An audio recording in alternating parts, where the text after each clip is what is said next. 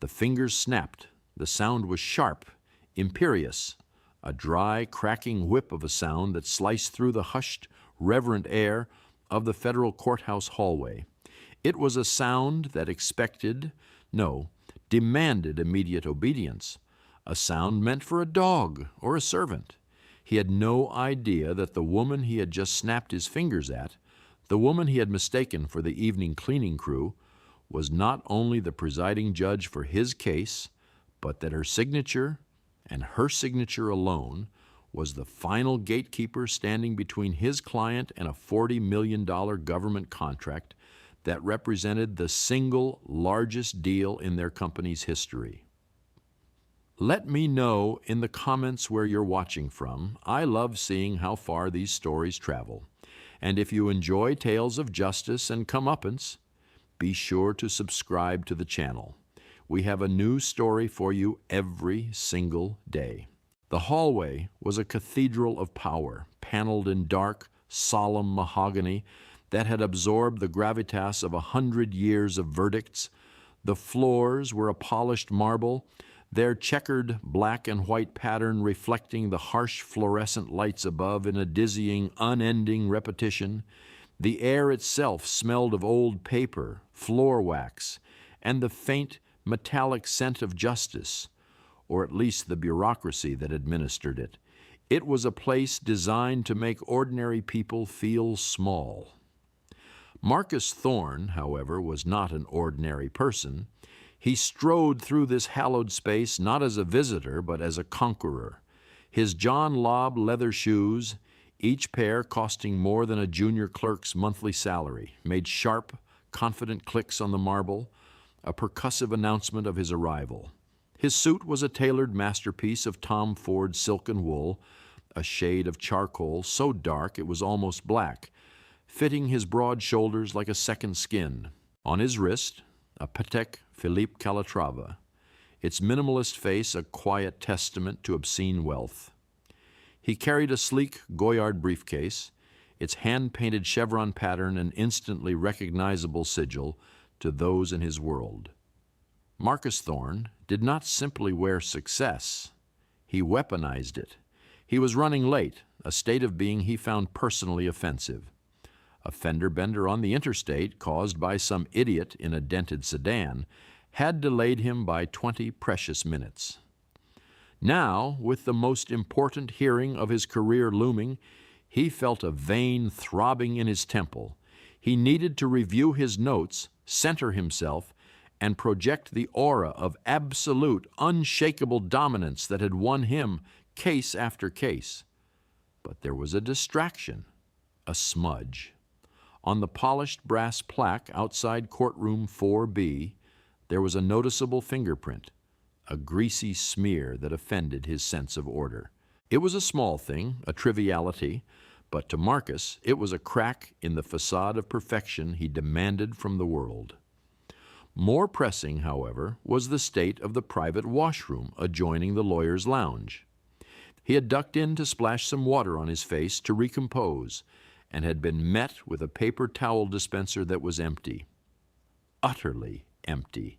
The bin beneath it was overflowing. It was an outrage, an insult to the decorum of the federal judiciary, and, more specifically, to him.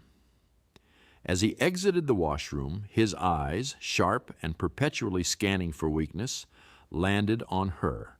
She was standing near the end of the long corridor, looking out a tall, arched window at the gray city skyline.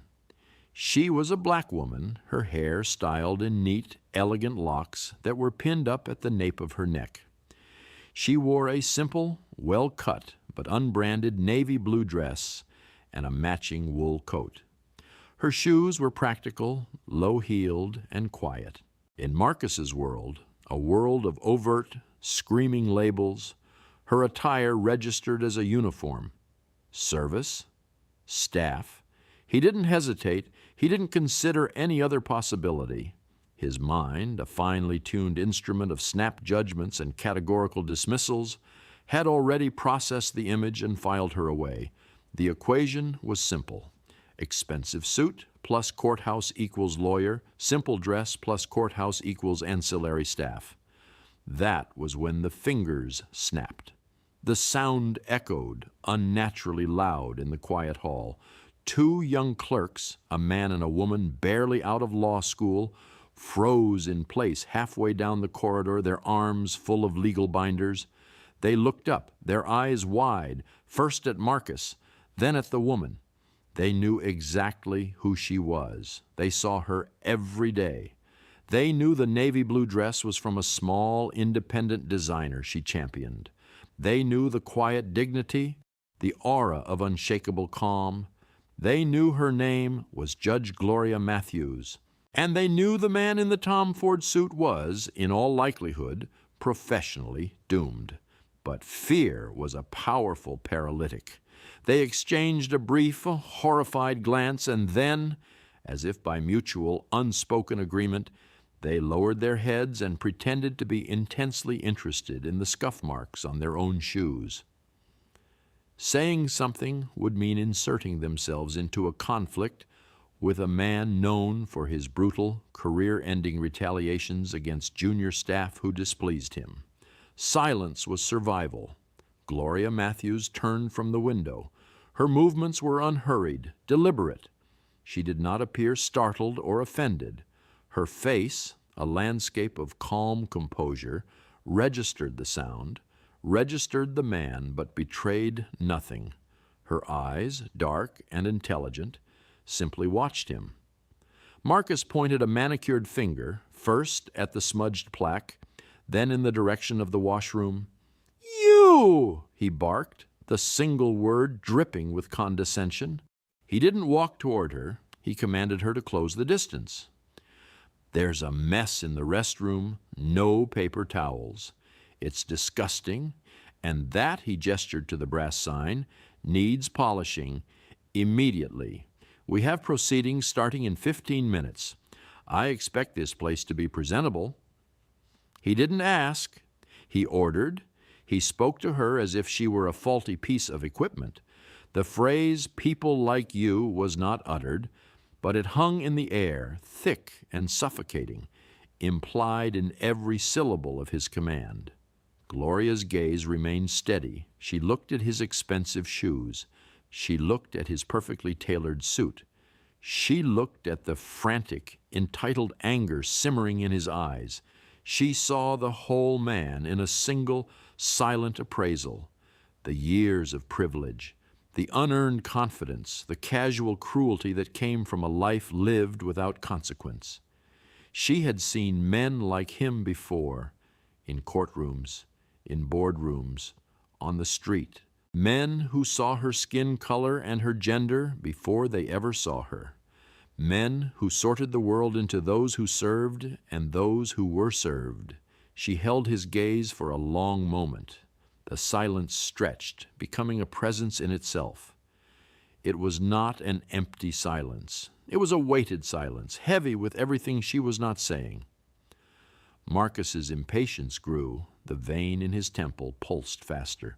"Did you hear me?" he snapped, his voice rising in pitch. "Or are you deaf as well as incompetent? The washroom, now." Gloria Matthews offered no reply, not a word, not a nod, not a flicker of emotion. She simply held his arrogant gaze for one more beat, a silent, profound act of refusal. Then, with a slowness that was itself a form of defiance, she turned her back on him and began to walk away, her quiet, low-heeled shoes making almost no sound on the marble floor. She walked down the corridor, past the two terrified clerks, and turned a corner, disappearing from his sight. Marcus stood, momentarily stunned. The sheer audacity of it. To be ignored, to be dismissed. Him, Marcus Thorne. He felt a hot flush of rage creep up his neck. "Unbelievable," he muttered to the empty hall. "Absolutely unbelievable." He made a mental note. He would find out who her supervisor was. He would have her fired. It was a small, petty thought, but it gave him a sliver of satisfaction. He would correct this slight. He always did. He glanced at his Patek Philippe. 10 minutes until the hearing.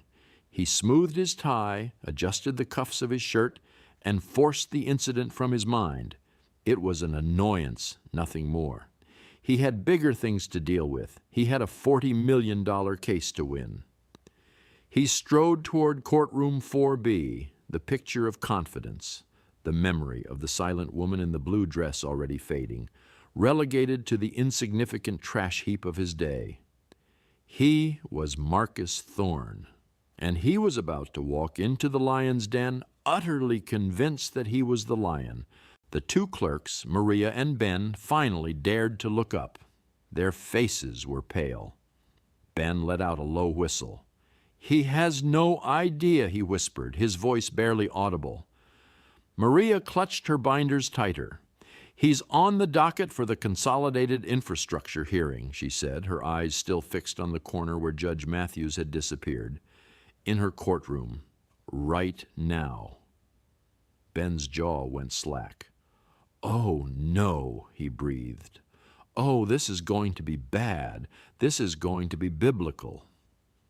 They both knew the reputation of Marcus Thorne. Arrogant, yes, but brilliant. A shark. They also knew the reputation of Judge Gloria Matthews. Fair, meticulous, and possessed of a spine forged from solid steel. An immovable object was about to meet a highly self-important and deeply misguided force. They scurried away, wanting to be anywhere else when the collision finally happened. Marcus entered the lawyer's lounge, a space he considered a personal sanctuary. The room was paneled in the same dark wood as the hallways, furnished with worn leather armchairs and tables cluttered with legal journals. He expected a certain level of decorum, of service. The empty paper towel dispenser had already soured his mood, a sign of slipping standards. The insubordination of the cleaning woman was the final straw. It was a symptom of a larger disease, a lack of respect for people like him, the ones who truly mattered. He poured himself a glass of water from a carafe, his movements sharp and irritated. He saw a junior court administrator, a nervous-looking man named Henderson with a perpetually worried expression and a cheap polyester tie, scurrying past the doorway. Marcus's voice cut through the quiet room like a blade. "Henderson, get in here!" Mr. Henderson flinched as if struck. He scurried into the room, his eyes darting around, avoiding direct contact with Marcus. "Yes, Mr. Thorne. Can I help you?" "You can start by explaining why this building is being run like a third-rate bus station," Marcus began, his voice low and menacing. "The washroom in here is a disgrace, and I just had to deal with one of your cleaning staff, utterly insubordinate." Henderson's face paled. He was a man who lived in terror of complaints, especially from powerful attorneys. His entire professional life was a tightrope walk of appeasement. "My apologies, Mr. Thorne. I'll have facilities management look at the washroom immediately. As for the staff member," he pulled out a small notepad, his pen poised. "If you can give me a description, I will address it with her supervisor personally. We take these matters very seriously." "Dark skin, hair in some kind of braids or something," Marcus said dismissively, waving his hand as if the details were tiresome. "Blue dress, older. She was dawdling by the window at the end of the hall. I told her to clean the restroom and she just walked away, ignored me completely." Henderson stopped writing. He slowly looked up from his notepad, his expression shifting from panicked appeasement to sheer, unadulterated horror. The pen trembled in his hand. He knew exactly who Marcus was describing. There was only one person in the entire federal building who fit that description. "A blue dress, you say, Mr. Thorne," he squeaked, his voice an octave higher than usual. "And she was standing by the window near courtroom 4B? "Yes." "Henderson, are you having trouble listening?" Marcus snapped. "Now, Are you going to deal with it, or do I need to have a word with Chief Judge Albright about the operational deficiencies in his courthouse? I know for a fact he values my firm's contributions to his re-election campaign." The threat was unsubtle, a sledgehammer wrapped in velvet. Henderson swallowed hard. The blood had drained from his face, leaving it a pasty grayish color. He was trapped. On one side was Marcus Thorne, a man who could make his life a living hell with a single phone call. On the other side was a federal judge, a United States district judge appointed for life. He felt a cold sweat break out on his forehead. He had to say something to de-escalate. "Mr. Thorne," Henderson began, his voice trembling, I believe there may have been a misunderstanding." "A misunderstanding?" Marcus laughed, a short barking sound devoid of humor. "There's no misunderstanding. I gave a clear instruction to a member of the janitorial staff. She refused. It's that simple. She needs to be disciplined, fired preferably. We can't have that kind of attitude in a federal building. He built his life on this, built his identity on this, built his cruelty on this." Henderson took a deep breath, trying to find a diplomatic path through the minefield Marcus had just laid. "Sir," he said, his voice barely a whisper, "the woman you are referring to, she is not a member of the janitorial staff." Marcus raised an eyebrow, intrigued by this new level of bureaucratic incompetence. "Oh? So you have insubordinate staff from other departments loitering in the halls now? Is she from the cafeteria, the mailroom? It doesn't matter, Henderson. Find her supervisor. Handle it."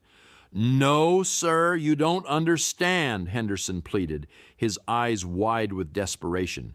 He felt like a man trying to warn someone they were standing on a lit fuse. "That woman is the Honorable Judge Gloria Matthews." The name hung in the air. The Honorable Judge Gloria Matthews.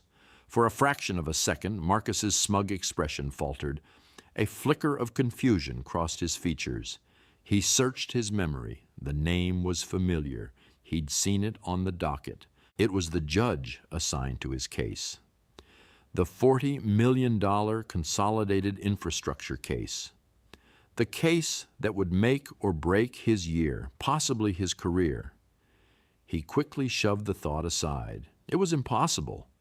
A coincidence. There must be two people with the same name. His mind refused to connect the dots. The woman in the plain dress, the service worker, could not be the powerful jurist he was about to face. The two identities were from different universes. "Don't be ridiculous, Henderson," Marcus scoffed, recovering his composure. "Judges don't wander the halls dressed like that. They have chambers. They have clerks. They don't look like her." The prejudice was now naked, stripped of any pretense. Henderson was shaking his head, his hands fluttering nervously. "I assure you, Mr. Thorne, it's her. She often takes a walk before a major hearing. She likes to look out that window. Everyone here knows her." He lowered his voice even further. "She's presiding over courtroom 4B today." The information finally, brutally, penetrated Marcus's wall of arrogance. The woman he had snapped his fingers at, the woman he had ordered to clean a toilet, the woman he had threatened to have fired, that woman was his judge. The world tilted on its axis. The blood drained from his own face now, a cold, sickening dread pooling in his stomach. He saw the scene again in his mind's eye. His snapped fingers, his barked commands, her profound, damning silence. That silence, he now realized, was not ignorance. It was judgment, but panic was quickly replaced by a lifetime of ingrained entitlement. It wasn't his fault. It was hers. Why was she dressed like that? It was a deliberate provocation, a trap. Yes, that was it. She had set him up. This activist judge, probably some affirmative action appointee, had engineered this to undermine him before the case even started. The fear curdled into righteous anger. He would not be the victim here. "This is an outrage," Marcus hissed, his voice a low snarl. He turned on Henderson. "This is judicial misconduct. She was out there, intentionally misrepresenting herself. It's a clear conflict of interest. I want to file a formal complaint right now, and I am moving for her immediate recusal from my case." Henderson looked like he was about to faint. "Mr. Thorne, please. Perhaps if you just offered an apology, it was an honest mistake." "It was not an honest mistake," Marcus roared, all pretense of control gone. He was cornered, and like any cornered animal, he lashed out. "It was a setup. She is biased, clearly biased against me. Get me the forms, Henderson, I'm filing, and then I'm calling Senator Jennings's office. We'll see how long Judge Matthews keeps her seat when the Senate Judiciary Committee gets wind of this." He stormed out of the lounge, leaving Henderson trembling in his wake. He was no longer just trying to win a case. He was trying to win a war he had started just minutes before. He jammed the button for the elevator, his mind racing. He wouldn't just defend himself, he would attack. He would bury her in paperwork, in accusations, in political pressure. He would turn her own courtroom against her. He would get her removed. He would destroy her. The trap was set, but he was the one who had just walked into it. Inside courtroom 4B, the atmosphere was thick with anticipation. The space was grand, imposing, with a soaring ceiling, and a gallery for spectators that was already half full. The opposing counsel, a team from a smaller but respected firm, were huddled at their table, whispering and shuffling papers. They looked nervous, outgunned. They knew Marcus Thorne's reputation for taking no prisoners. Marcus swept into the room, his Goyard briefcase slapping onto the polished surface of his designated table. He ignored the opposing lawyers completely, his eyes fixed on the empty, elevated judge's bench. His jaw was tight, his face a mask of cold fury. He had already dispatched a junior associate from his firm to file the official complaint and the motion for recusal with the clerk of court. He had also made the call to his political contact, a chief of staff for a powerful senator on the Judiciary Committee, planting the seeds of a formal inquiry. He had set the wheels of his counterattack in motion. He felt the familiar surge of adrenaline, the thrill of combat. His own junior partner, a younger man named Alex, scurried to his side. "Marcus, what's going on? I just heard from the clerk's office you filed a motion to recuse." "The judge is compromised," Marcus said through gritted teeth, not looking at Alex. "She has a personal bias against me. Don't worry about it. She'll be off the case by lunch. Albright will have to assign someone else." Alex looked confused. "Bias? We've never appeared before Judge Matthews before. How could she be biased?" "Just trust me," Marcus snapped. "Get the exhibits in order." A hush fell over the courtroom. A side door opened, and a bailiff stepped out. He was a tall, imposing man with a weathered face that had seen everything.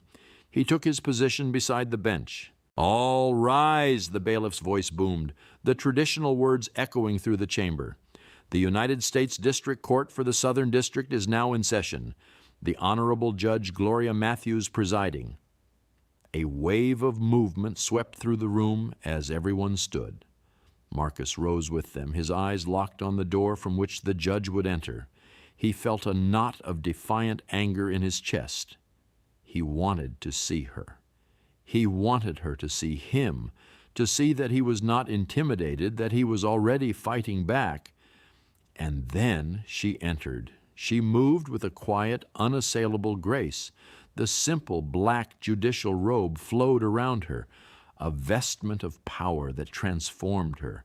It was the same woman, the same calm face, the same elegant locks, the same profound, unnerving stillness. But now she was elevated, literally and figuratively, above everyone else in the room. She ascended the 3 steps to the bench without so much as a glance at the gallery or the lawyers' tables. She settled into the large leather chair, the seat of ultimate authority in this domain, and looked out over the courtroom. For a moment there was absolute silence. The only sound was the faint hum of the building's ventilation system. Marcus's heart hammered against his ribs. The sheer theatrical power of the moment was not lost on him. The woman he had tried to order to clean a bathroom was now looking down at him from the highest seat of power in the room. The power dynamic had been inverted so suddenly, so completely, it gave him a feeling of vertigo. Her eyes swept the room, calm and methodical.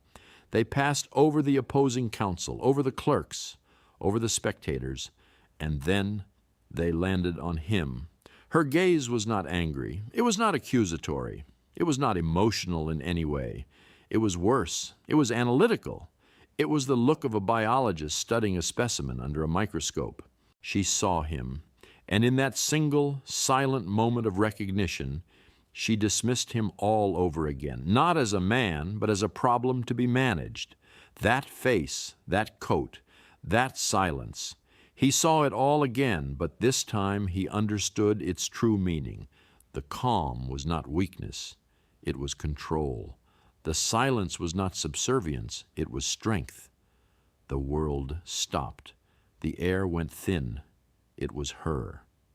Judge Matthews picked up a document from her desk. Her voice, when she spoke, was exactly as he should have expected. It was not loud, but it carried to every corner of the room.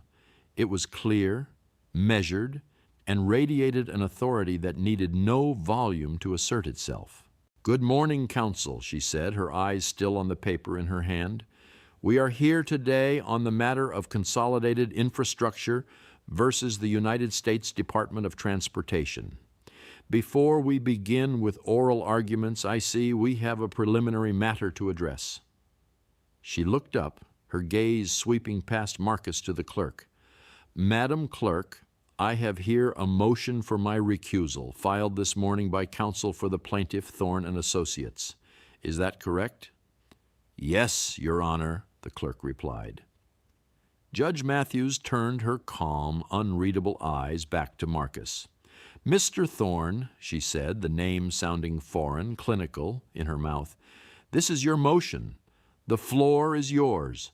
Please explain to the court the basis for your claim that I am, and I quote, personally and irrevocably biased against you and your client." The entire courtroom was silent, leaning in. Everyone could feel the tension, a high-frequency hum beneath the surface of the procedural language.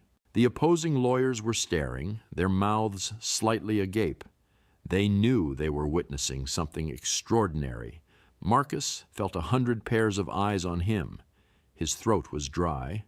This was not how he had envisioned this. He had expected the motion to be handled in chambers, a quiet, bureaucratic shuffle.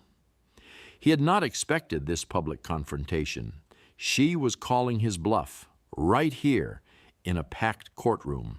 He cleared his throat, forcing himself to stand tall, to project the confidence that was his trademark.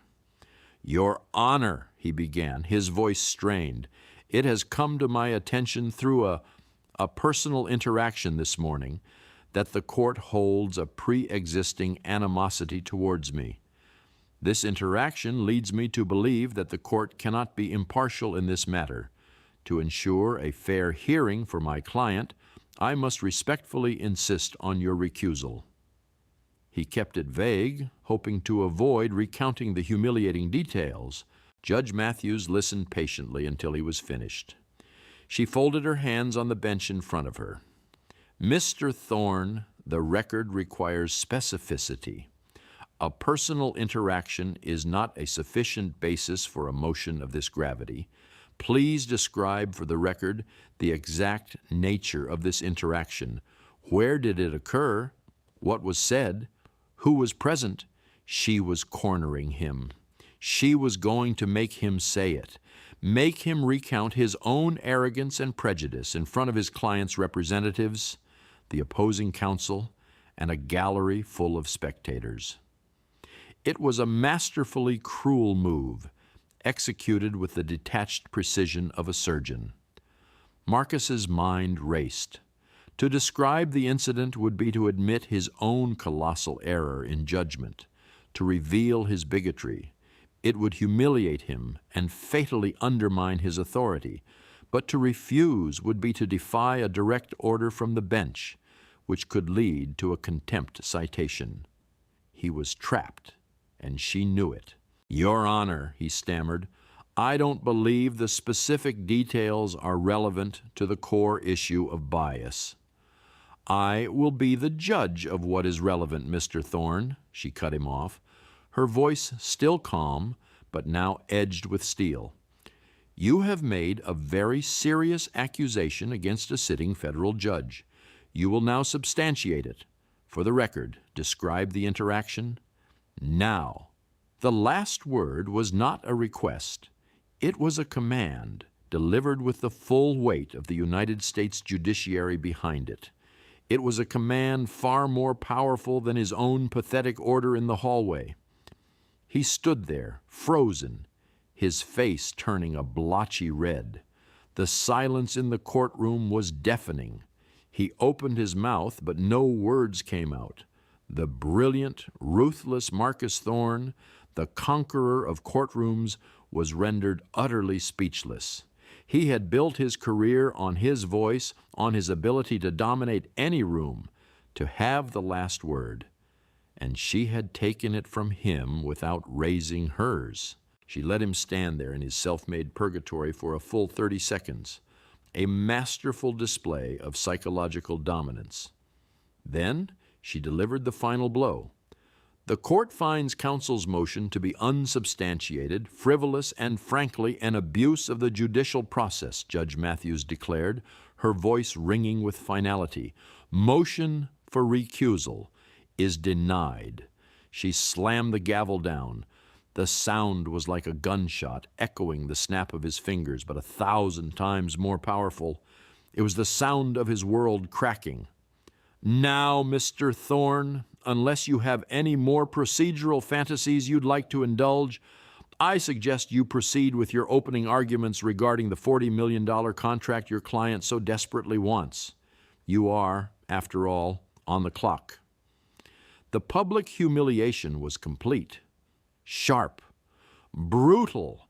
He had tried to make her small, and in return she had shown him and the entire world just how small he truly was.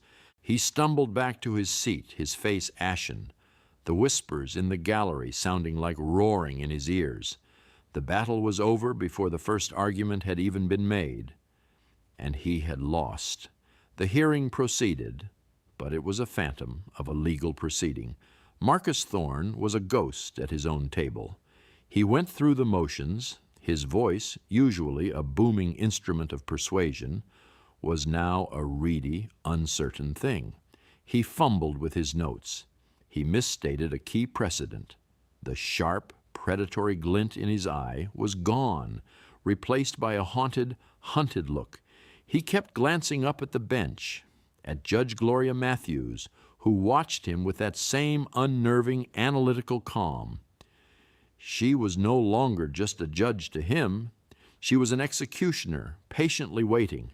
The opposing counsel, who had begun the day looking like lambs heading to slaughter, were now emboldened. They saw the blood in the water. They tore into his arguments, their confidence growing with every stammered response from Marcus. They were no longer fighting the legendary Marcus Thorne. They were dismantling a broken man.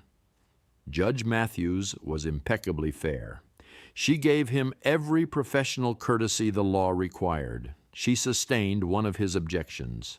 She granted him a moment to confer with his client. But her fairness was, in its own way, the most exquisite form of cruelty. It underscored that his downfall was entirely of his own making. She wasn't biased. She didn't need to be. He had handed her the knife and pointed to his own throat. After a brutal 90 minutes, she called a brief recess. "The court will reconvene in 20 minutes, she announced, and with a sweep of her black robe, she was gone.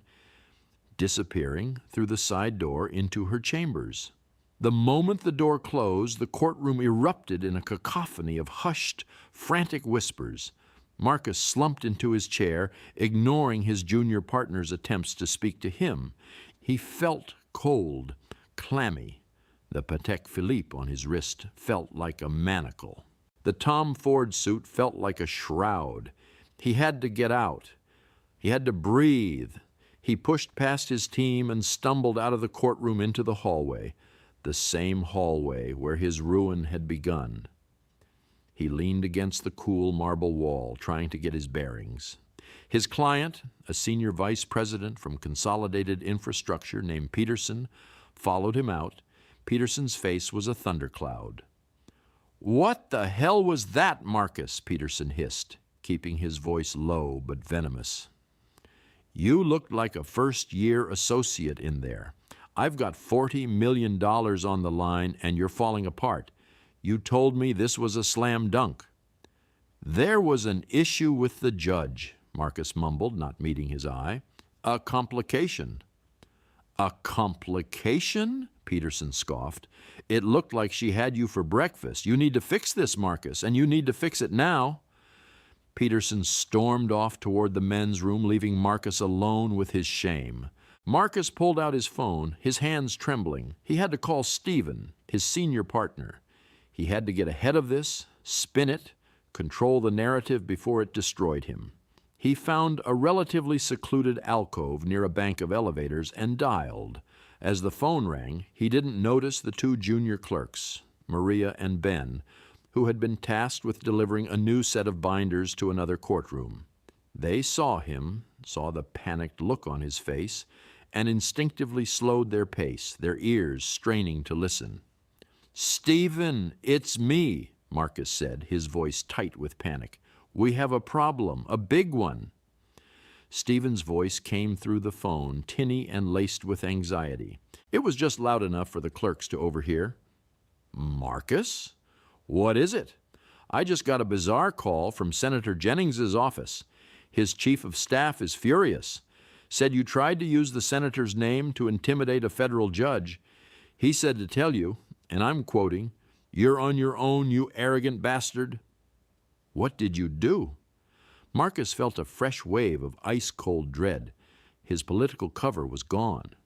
"Stephen, listen to me. The judge, Matthews, it's a setup. She's trying to sabotage the case." There was a pause on the other end of the line. Then Stephen's voice came back, no longer just anxious, but utterly hysterical. "Matthews? Judge Gloria Matthews?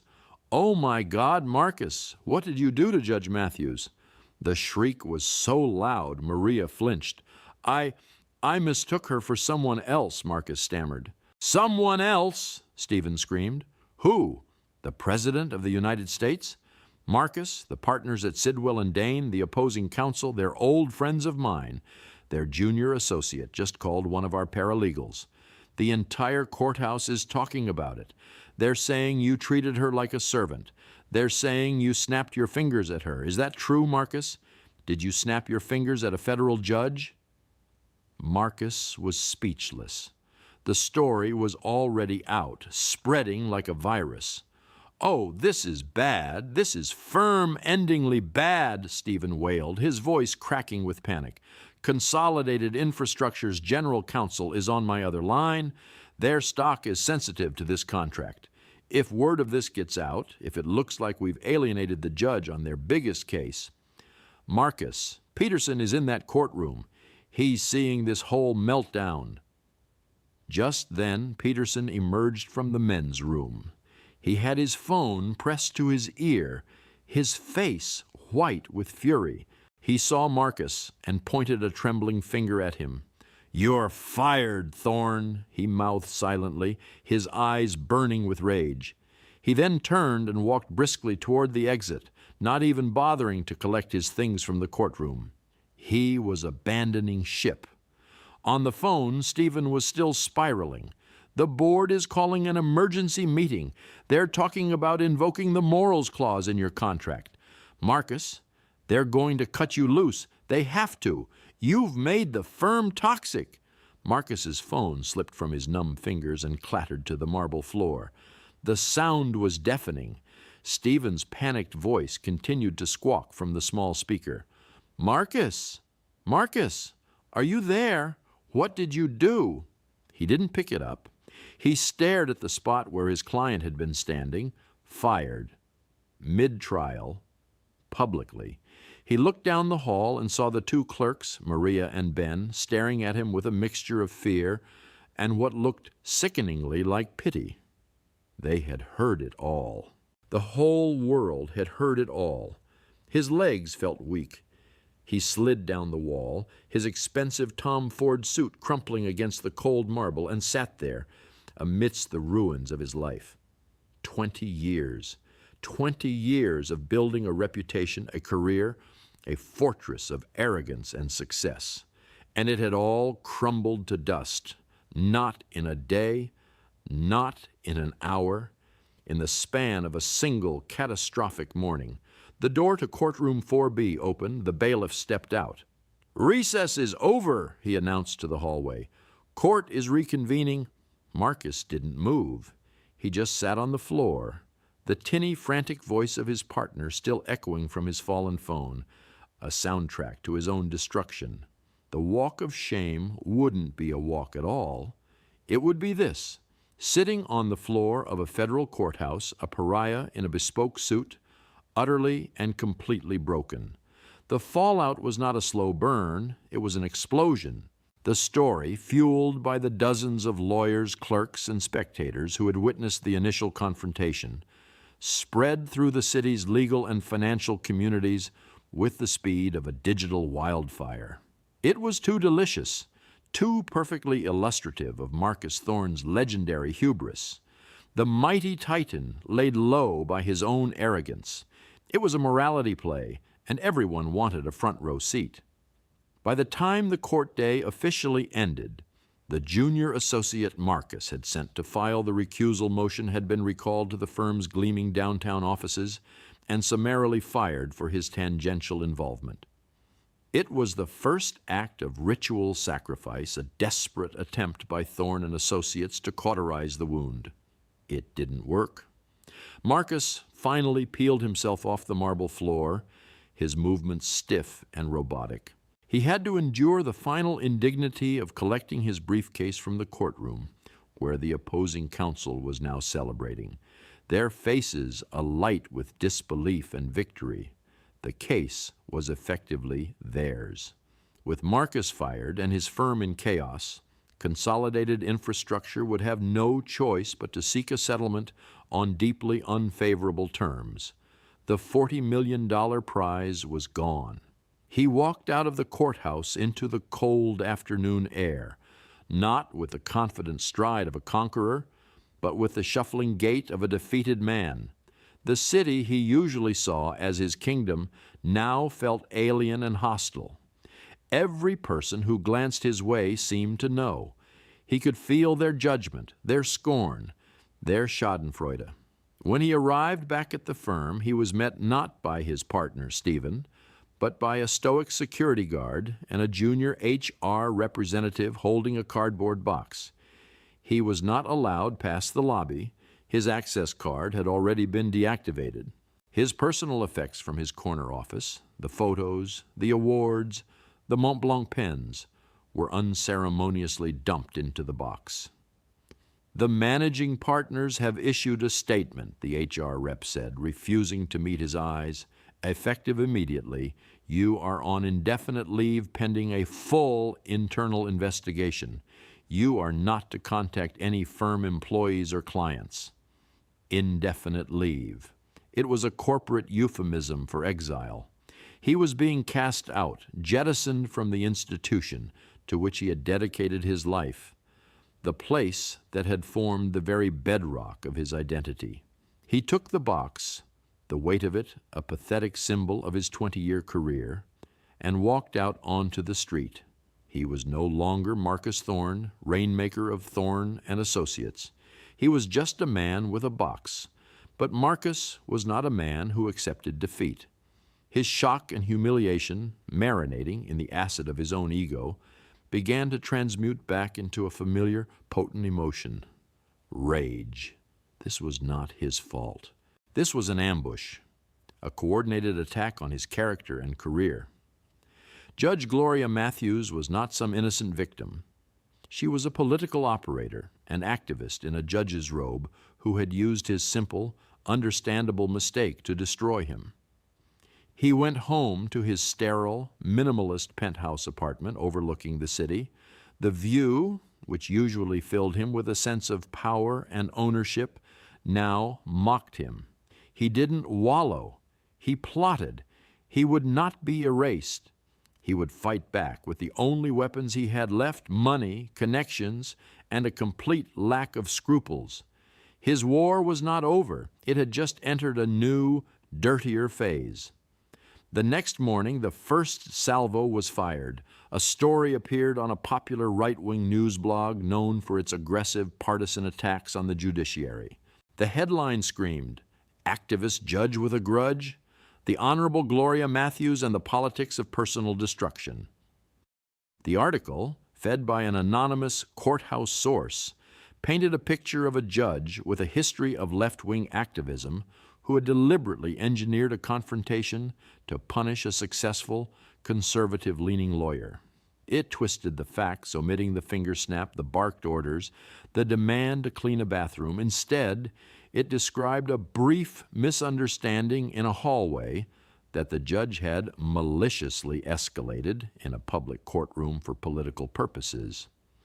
It included a photo of Gloria from 5 years prior, speaking at a community outreach event for at-risk youth, and framed it as evidence of her radical agenda. The article ended with a call for a full investigation by the Senate Judiciary Committee into her fitness for the bench. The hashtag Fire Judge Matthews began to trend, boosted by a network of anonymous, automated bot accounts. The narrative war had begun. Marcus, working with a ruthless, under-the-radar PR consultant named Julian, was attempting to reframe the entire event. He was no longer the arrogant bully. He was the victim of a vindictive, politically motivated judge. It was a classic smear campaign designed to muddy the waters, create doubt, and rally his own tribe. The attack had an immediate, albeit temporary, effect. The sheer volume of online vitriol and the political pressure from the news story forced the hand of the chief judge. While no one in the judiciary truly believed the skewed narrative, the appearance of impropriety, however manufactured, had to be addressed. Chief Judge Albright, a cautious, politically minded man, announced that Judge Matthews would be temporarily stepping away from her active caseload, including the consolidated infrastructure case, pending a preliminary review by the Judicial Conduct Committee. It was a small victory for Marcus, but a victory nonetheless. He had succeeded in dragging her down into the mud with him. He had inflicted a wound. For a moment, it seemed as if his strategy of total, scorched earth warfare might actually work.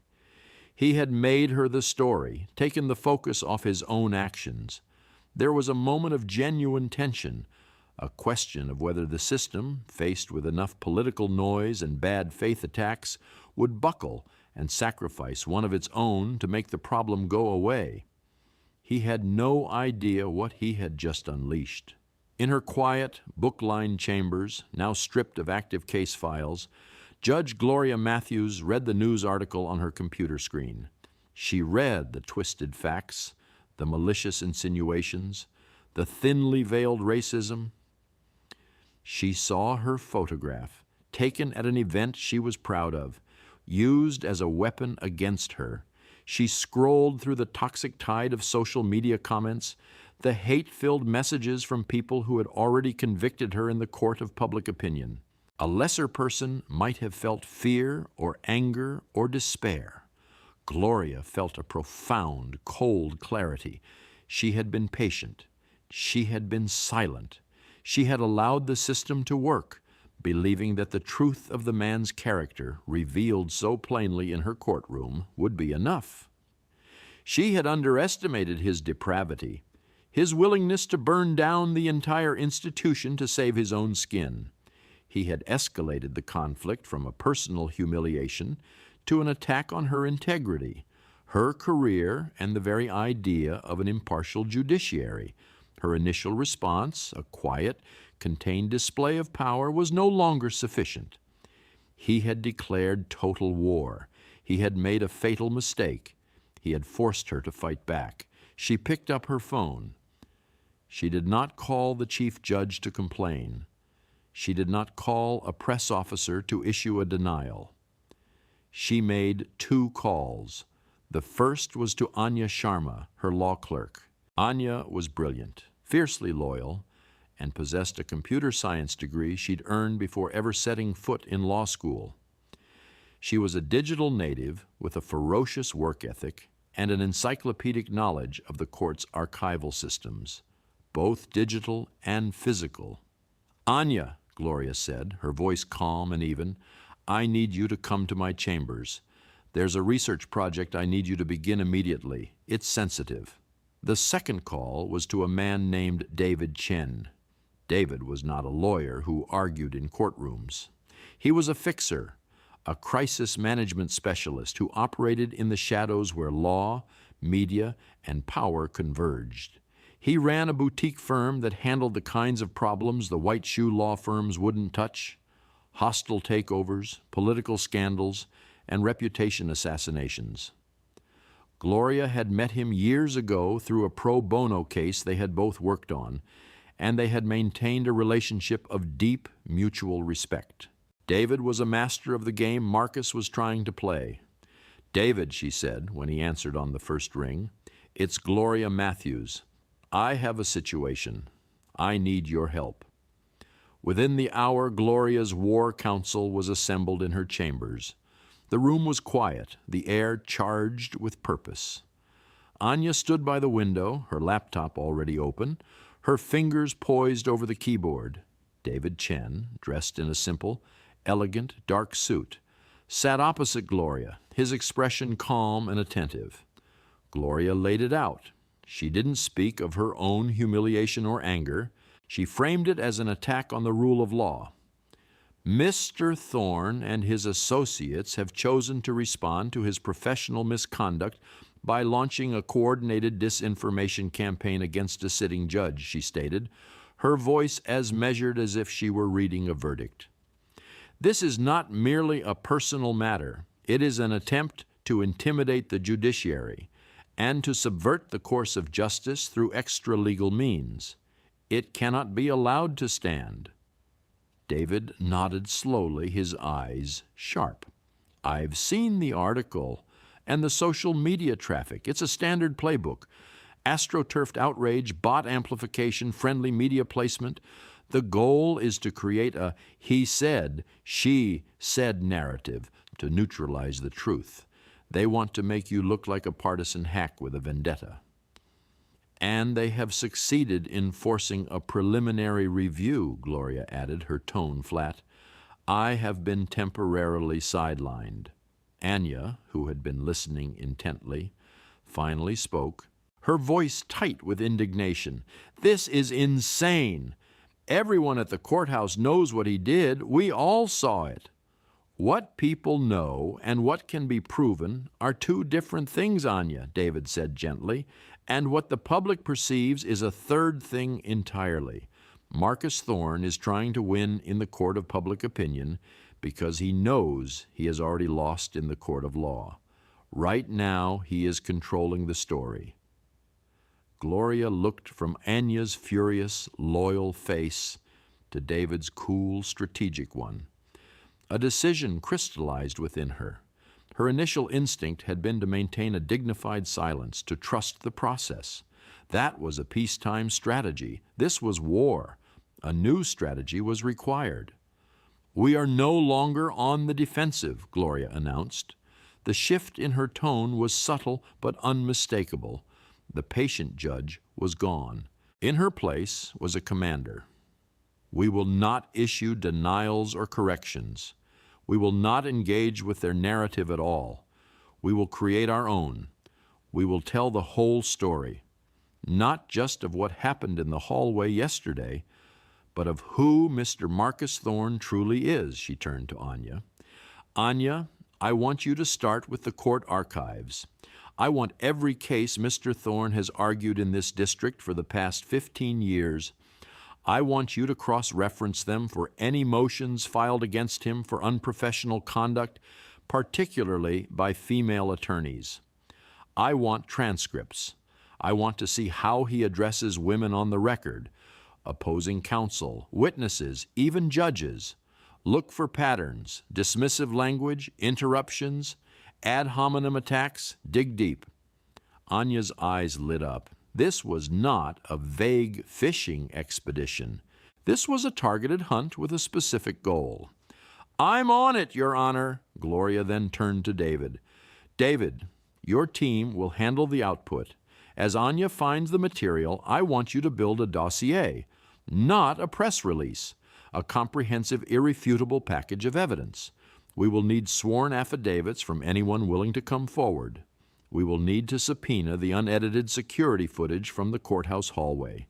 We will need to document the bot network that is pushing the hashtag #FireJudgeMatthews hashtag. I want a complete, detailed, and factual account of a pattern of behavior that culminates in yesterday's events and this subsequent smear campaign. David allowed himself a small, thin smile. This was his language. Overwhelming force. Irrefutable truth. And when this truth dossier is complete, he asked, who is the audience? Everyone, Gloria said, her voice dropping to a near whisper, but losing none of its intensity. The Judicial Conduct Committee, the State Bar Association's Ethics Committee, the Board of Directors of Consolidated Infrastructure, the managing partners of Thorne and Associates, and select respected journalists at every major news outlet. We will not leak it. We will release it to everyone simultaneously. We will give them no time to spin, no time to coordinate a defense. We will overwhelm their lies with a tidal wave of truth. The strategic shift was total. It was a move from quiet dignity to devastatingly precise offense. She was not just clearing her name. She was going to hold Marcus Thorne accountable for a career built on misogyny and intimidation. She was going to dismantle him, not with opinions or accusations, but with his own words, his own actions, documented and laid bare for the entire world to see. For the next 48 hours, Gloria's chambers became a silent, humming command center. Anya worked with a relentless, focused fury. She was a virtuoso of the digital archives, pulling up decades-old transcripts, buried motions, and forgotten complaints. And she found the pattern. It was not one or two isolated incidents. It was a career-long campaign of systemic abuse. There was the brilliant female associate from a rival firm who had been so relentlessly bullied and belittled by Marcus during a deposition that she had quit the case, and later the legal profession entirely. There was the motion he had filed to have a pregnant opposing counsel removed from a trial, arguing her hormonal state made her unreliable. There were a dozen transcripts where he referred to female judges as sweetheart or honey in off-the-record discussions only to be admonished. He consistently interrupted female expert witnesses far more than their male counterparts. He used phrases like, "a little emotional, aren't we?" to dismiss the arguments of female lawyers. Anya compiled it all, her anger growing with each new discovery. This wasn't just arrogance. This was a deep-seated, pathological contempt for women in positions of authority. His humiliation of Judge Matthews wasn't an aberration. It was the ultimate expression of his entire worldview. While Anya unearthed the past, David's team worked on the present. His investigators, using forensic software, traced the bot network pushing the smear campaign back to a shell corporation which they then linked directly to Julian, Marcus's PR consultant. They obtained a sworn affidavit from a disgruntled former employee of Julian's firm, detailing how these campaigns were constructed. They also formally requested the unedited security footage from the courthouse, a request that, coming with the implicit backing of a federal judge, could not be ignored. The footage was the keystone. It showed everything. It had no audio, but it didn't need it. It showed Marcus's aggressive posture. It showed him jabbing his finger. It showed the sharp, ugly snap of his own fingers. It showed him barking at Gloria, and it showed her quiet, dignified turn and retreat. It was a silent movie that told the entire damning story, utterly demolishing the brief, misunderstanding narrative. By the evening of the second day, it was complete. The Truth Dossier. It was over 100 pages long, a meticulous, cross-referenced, and utterly damning indictment. It contained transcripts, legal filings, data analysis of the bot network, links to the unedited video, and, most powerfully, 3 newly signed sworn affidavits from female lawyers who had been terrorized by Marcus in the past and were now, inspired by Judge Matthews's quiet defiance, willing to speak on the record. David laid a printed copy on the desk in front of Gloria. "It's ready," he said simply. "All we need is your signal." Gloria picked it up. She felt the weight of it in her hands.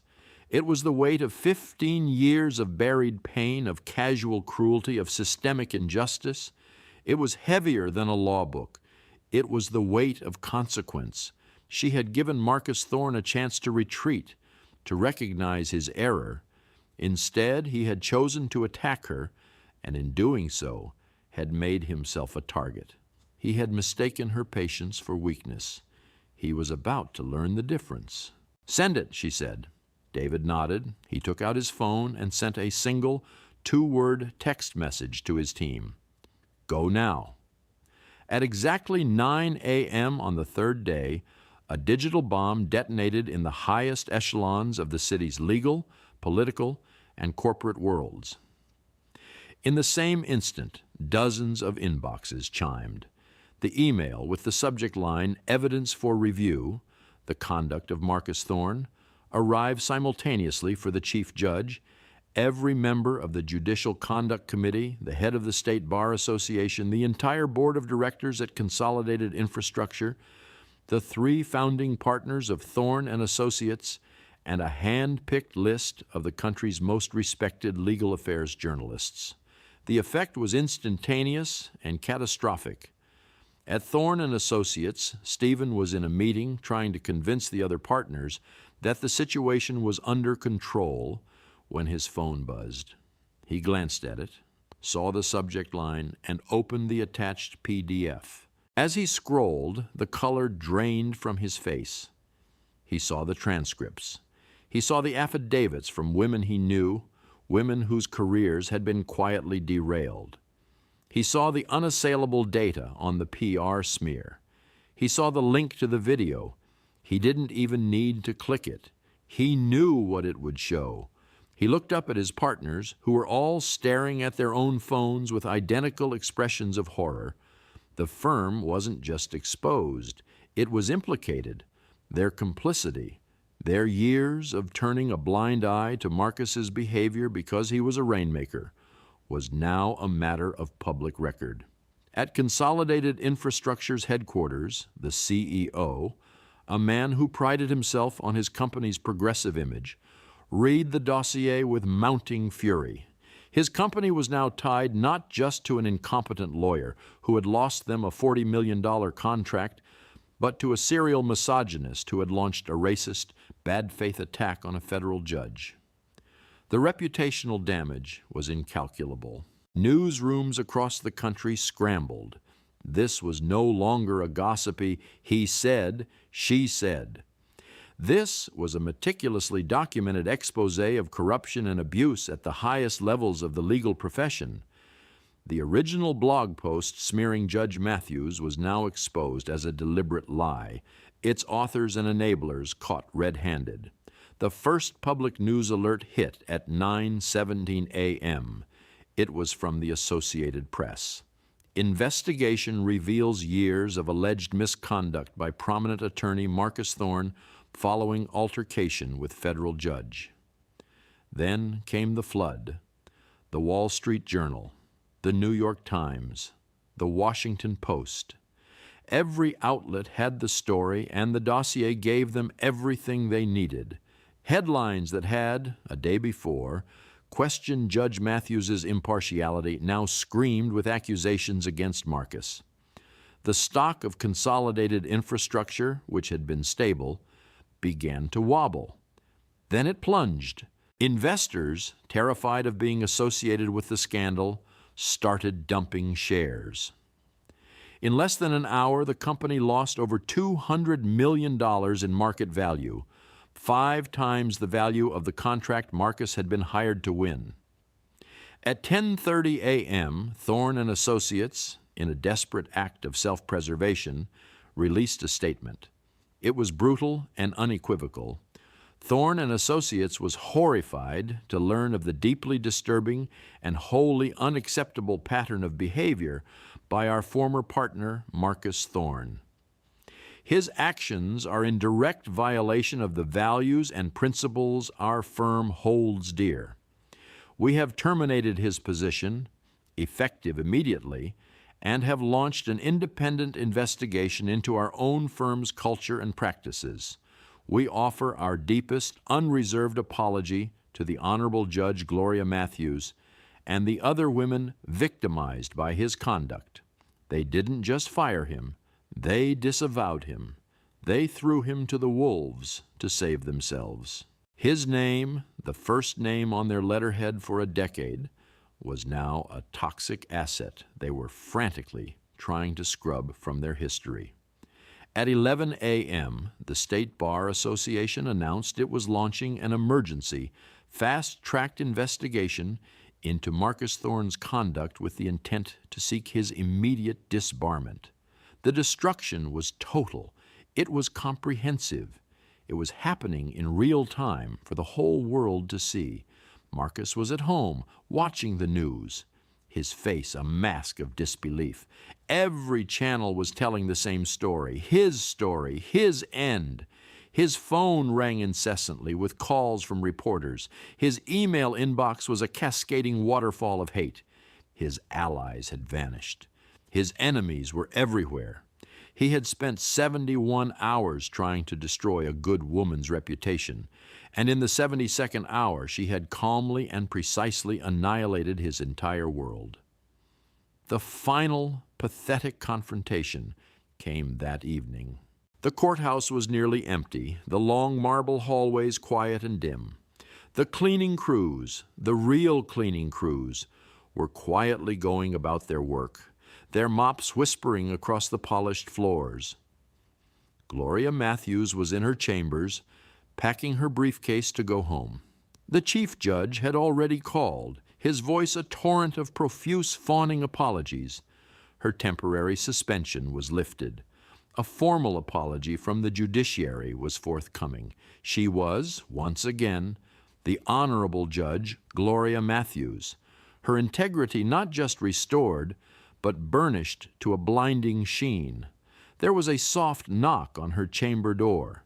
It was not Anya or David. It was the bailiff from her courtroom. "Your Honor," he said, his expression troubled. "Mr. Thorne is here. He's asking to see you. He seems very distraught." Gloria felt a flicker of something, not pity, but a weary finality. She nodded. "Let him in." Marcus Thorne shuffled into her chambers. He was a ghost. The bespoke suit was rumpled and stained, as if he had been sleeping in it. His face was pale and unshaven, his eyes red-rimmed and wild. The Patek Philippe was gone from his wrist. The aura of power, the weaponized arrogance had evaporated, leaving behind a hollow, desperate shell of a man. He stood in the middle of her office amidst the towering shelves of law books, a trespasser in a temple of reason. "Judge," he began. his voice a hoarse, broken croak. "Please." Gloria simply looked at him, her face impassive. She did not offer him a seat. She did not speak. She just waited. "You have to make it stop," he begged, his voice cracking. He took a stumbling step forward. "The firm, the bar, my clients, everything. It's all gone." He spread his hands in a gesture of supplication. "I'll do anything. I'll issue a public apology. I'll donate to a charity of your choice. Money. I have money. Name a price. Please, just call them off." He built his life on this. The belief that anything could be bought, that any problem could be solved with a threat or a check. He was still, even in his ruin, trying to transact his way out of a moral cataclysm. Gloria looked at the pathetic, broken man offering her money to undo the consequences of his own actions. She thought of the young female lawyer who had left the profession because of him. She thought of the years of quiet humiliations he had inflicted on countless women. She thought of the casual cruelty in the hallway, the snap of his fingers, the sneer in his voice. And she thought about the system that had enabled him for so long, a system that deferred to wealth and power and punished those who dared to challenge it. Her victory was not just over him. It was a victory for all the people he had ever belittled, dismissed, and abused. It was a recalibration of justice. She looked him in the eye, the man who had demanded she speak, who had demanded she obey, and she said nothing, not a single word. She picked up her briefcase, walked calmly around her desk, and headed for the door, leaving him standing alone in the center of her chambers. As she reached the doorway, she paused for a fraction of a second, but she did not look back. She simply walked out, her footsteps echoing softly down the long, empty hall. Her silence was her final verdict. It was more powerful than any sentence she could have pronounced. It was absolute, and it was final.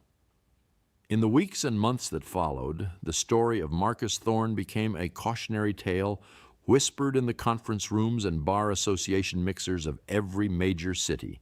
His disbarment was swift and unanimous. The civil lawsuits from the women he had abused, their cases, now bolstered by the evidence in the Truth dossier, piled up, systematically draining what was left of his fortune. His firm, Thorne and Associates, rebranded and restructured, but the stain never truly washed away. They were forever the firm that had enabled a monster. But Gloria Matthews's victory was not merely punitive. It was constructive. The scandal forced a reckoning within the legal community. Chief Judge Albright, eager to demonstrate his commitment to reform, worked with Gloria to establish a new set of mandatory conduct standards for the entire federal district. They became known informally as the Matthews Rules. They included stricter, clearer definitions of courtroom harassment and bias, a streamlined and confidential process for reporting misconduct by senior attorneys, and mandatory annual training for all court personnel on identifying and addressing implicit bias. Furthermore, the settlement that Thorne and Associates paid to avoid a larger lawsuit from Judge Matthews, a settlement she had David Chen negotiate, was not for her personal gain. The entire sum, a substantial 7-figure amount, was used to establish the Matthews Initiative, a foundation dedicated to providing scholarships and mentorship programs for women of color entering the legal profession. It was a way of transforming the poison of Marcus Thorne's legacy into an antidote, ensuring that the next generation of lawyers would include more women like her, ready to take their rightful place on the bench and in the halls of power. The final scene of vindication came a year later. Gloria was the keynote speaker at the annual Federal Bar Association dinner. The event was held in a grand hotel ballroom, the air buzzing with the conversations of the city's most powerful legal minds. As she walked to the podium, the entire room, hundreds of lawyers, judges, and politicians, rose to their feet. The applause was not merely polite, it was thunderous, a genuine rolling wave of respect and admiration. She stood at the podium, looking out at the sea of faces. She saw young female associates looking at her with unabashed awe. She saw senior partners who had once feared Marcus Thorne, now nodding at her in deference. She saw the new, more diverse class of clerks and junior judges her initiative was already helping to foster. She had faced down prejudice and an institutional system that was inclined to protect its own. She had endured a public smear campaign designed to destroy her, and she had not only survived, she had prevailed. She had turned a moment of personal humiliation into a catalyst for systemic change. She had not just won her battle, she had reshaped the battlefield for everyone who would come after her. Her presence commanded the respect it had always deserved, not because of a title or a robe, but because of the unshakable strength of her character. She had proven that true power was not loud or arrogant or expensive. It was quiet, it was patient, and in the end, it was righteous. The applause finally subsided. A respectful hush fell over the grand ballroom. Judge Gloria Matthews leaned into the microphone, a small, calm smile on her face, and began to speak.